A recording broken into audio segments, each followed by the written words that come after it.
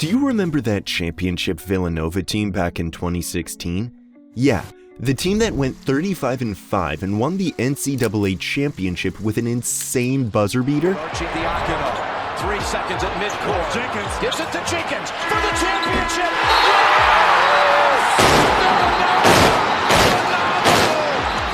Now imagine if not one, not two, not three, but 4 players from that team were to reunite on an actual NBA roster. Well, you don't need to imagine because the New York Knicks just made it happen, and the rest of the league may just not be ready for what's about to hit them. Because when this team starts to cook, I mean, if they find the same form and chemistry that won the 2016 championship, they're gonna be fun to watch.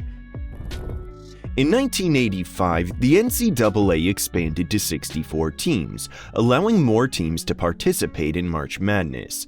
One of those teams, of course, was the 8th-seeded Villanova Wildcats, who won the tournament after beating the top-seeded Georgetown 66-64 in a frenetic final. It was a remarkable achievement for the team and the entire city of Philadelphia. But unfortunately, that would be their only championship win until 31 years later, when the class of 2016 repeated the feat. Unlike their predecessors in 1985, the class of 2016 had the odds a little more in their favor. They won the Big East regular season with a 16-2 record while smashing the record for the most wins in the history of the Villanova Wildcats basketball program. In addition, they qualified as a 2nd seed for the NCAA tournament, which they won with literally the last shot of the game. But beyond their nail-biting win, the quality and efficiency of their play, as well as the chemistry among the players, was on a completely different level. They smashed opponents with their lethal fast-paced offense. During that season, the Wildcats shot 959 three-pointers, the 5th highest among college teams in 2016 and the most by an NCAA champion since 2000. On top of that, they had a strong defense that made 136 blocks and allowed just 92.2 points per 100 possessions. With that sort of efficiency on both ends of the court, they were literally unstoppable. One after the other, they rolled past their opponents, including 4 top 3 seeded teams, including Miami, Oklahoma, UNC Asheville, and Kansas, the overall top seed. But aside from the results, the chemistry between the players and the fancy playing style of Coach Jay Wright made Villanova one of the most exciting teams to watch. At the time, the starting 5 was made up of Jalen Brunson, Ryan Arcidiacono, Josh Hart, Chris Jenkins, and Daniel Ochefu, while Mikal Bridges, Phil Booth, and Darrell Reynolds, Dante DiVincenzo, Eric Pascal, Omari Spellman, and a few others acted as role players. But it didn't really matter who was on the court though. What mattered was the team spirit and the never-say-die attitude of the team. And that proved to be the deciding factor in the highly anticipated final, where Chris Jenkins shot a buzzer beater to win them the championship. In a team sport like basketball, chemistry among a team is crucial for success. Having players who get along not just on the court, but off the court as well, can greatly improve your chances of winning. For instance, the trio of Steph Curry, Klay Thompson, and Draymond Green significantly contributed to the Golden State Warriors' success. Similarly, we all saw that 2014 Spurs team and how the core nucleus of Tony Parker, Tim Duncan, Manu Ginobili, and a young Kawhi Leonard contributed to their success. Yes, their individual talent was important, but their chemistry as a team was even more so.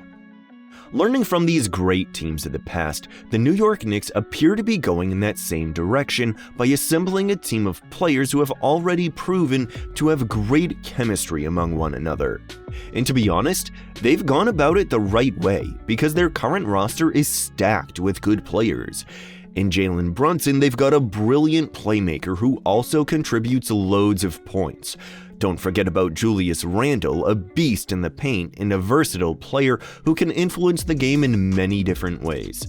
Then there's OG Anunoby, one of the league's elite two-way forwards who can guard any position on the opposing team. And not to forget Josh Hart and Dante DiVincenzo, who are great role players.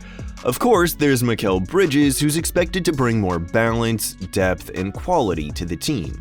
Now, let's get the big elephant out of the room.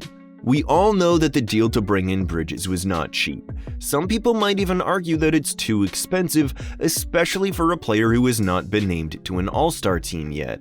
But when you analyze the Knicks, the way they play and the health issues they suffered during the postseason, it's easy to see why they went all out to get this brother.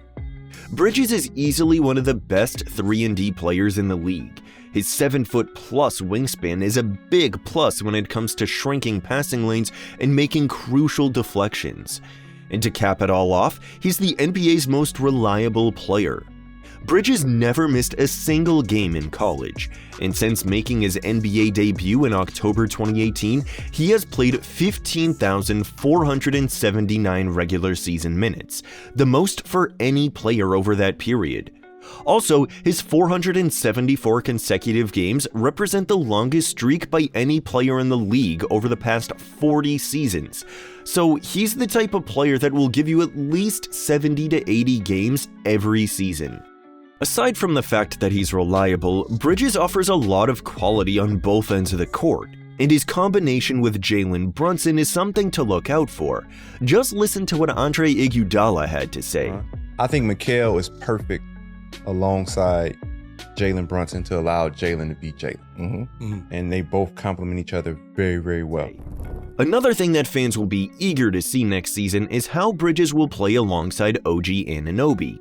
I mean, on paper, that partnership has the potential to become the best defensive wing tandem in the entire league, and they will definitely help the Knicks when they match up against teams like the Boston Celtics.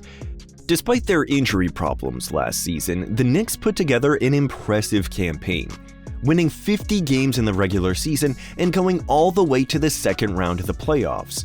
With Julius Randle now back healthy and Mikal Bridges joining the roster, they will be even better this coming season.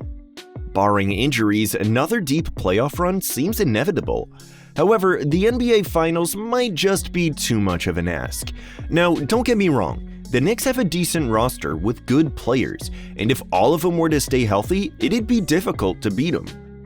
But if they really want to compete for the championship, they'll need another piece.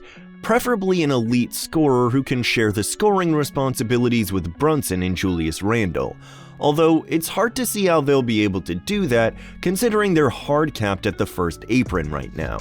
With that said, the current group isn't bad at all, and the expectation is that they'll become even better next season. I mean, with Bridges playing alongside OG Anunoby, the Knicks have a defensive duo that can handle some of the toughest offensive players in the league.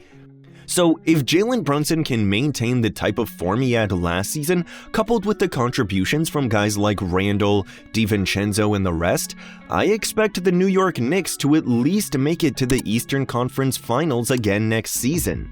How far do you think they'll go next season? Do you think they have the pieces to win a championship? Let us know your thoughts in the comments below.